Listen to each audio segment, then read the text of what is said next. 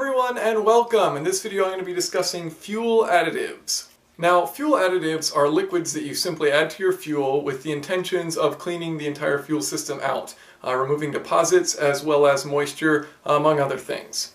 In this particular video I'll be discussing Gumout's multi-system tune-up, which contains a variety of cleaning and conditioning agents which are used to clean out your fuel system and engine.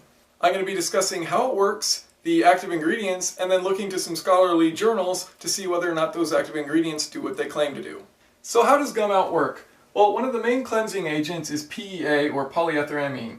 So what this is a nitrogen-based detergent, and it's used to break the deposits off of whatever they've bonded to. So it breaks the bonds down of carbon deposits, and then those particles will pass out through your exhaust once they've kind of solubilized with the gasoline. So you'll put the fuel additive in your fuel tank, and then it'll mix with your gasoline or diesel fuel, and then that'll go through your fuel injector. So through the fuel injector it'll spray and it'll clean off the back of your intake valve, then it'll go within the combustion chambers. And one of the unique things about polyethylamine is that it doesn't break down at super high temperatures, so it remains intact for the initial intake stroke while it's going into the hot combustion chamber, and it can break down these carbon deposits in this high temperature area, which not all additives can do. Another additive is isopropyl alcohol. So what this does is for cars that have been sitting around for a long time, that have had humidity or condensation buildup and water within the fuel, the water separates out basically,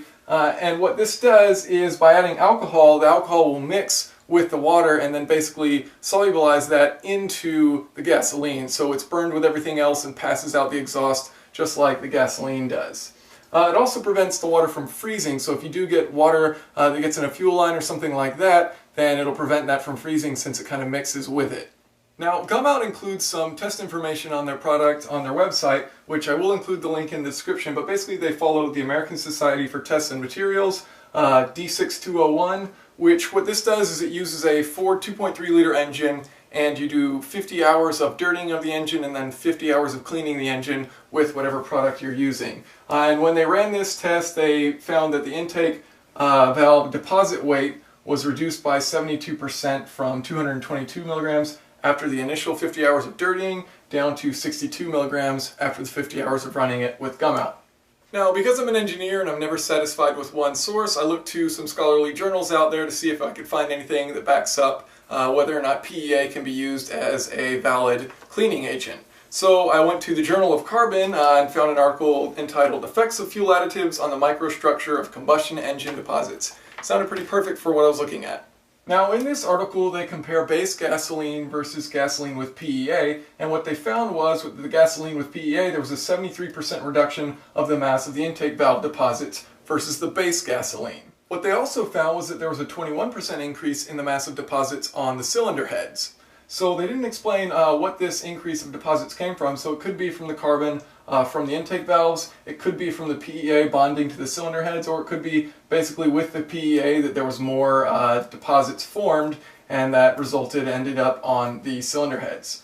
Another interesting thing they claimed was that the deposit buildup reaches an equilibrium at about 10,000 miles. So this means that the amount of deposits forming versus the amount of deposits leaving is equal at this point in time, and you have a steady state of carbon buildup within the engine. Next, I checked out a journal entry within the Journal of the Society of Automotive Engineers. And in this journal entry they were comparing base gas versus gas with additives. In each test they would use new cylinder heads as well as new intake valves. So this is kind of more representative of a brand new engine. So it was interesting to see what they found out. And what they discovered was that they measured the deposit thickness on the heads and the pistons, and the thickness of the fuels without any additives in them was actually the least. So fuels without any additives showed the least amount of deposits on these new cylinder heads and valves. They also used several different additives including PEA, PIBA, and PNA, and of these three, PEA had the least amount of deposits. However, it was still more than the gasoline without any additives in it. So what's our conclusion? Well, for engines that do have a significant amount of carbon buildup, additives with PEA, such as Gumout, can be used to help remove that buildup.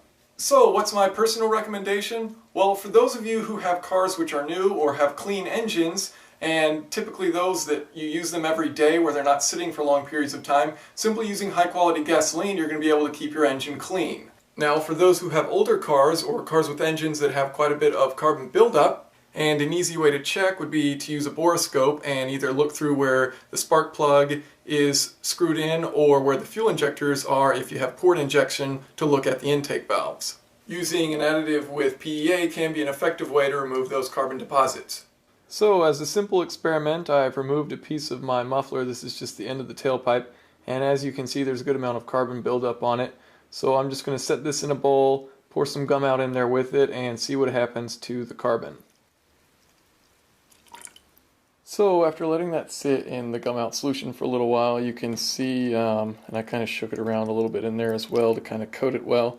You can see there's a good amount of carbon which has actually come off, and I did go ahead and rinse this in hot water before putting it in the solution and then letting it dry, just so that anything loose on it would just come off in the water rather than in this solution. So if you have any questions or comments, feel free to leave them below. Thanks for watching.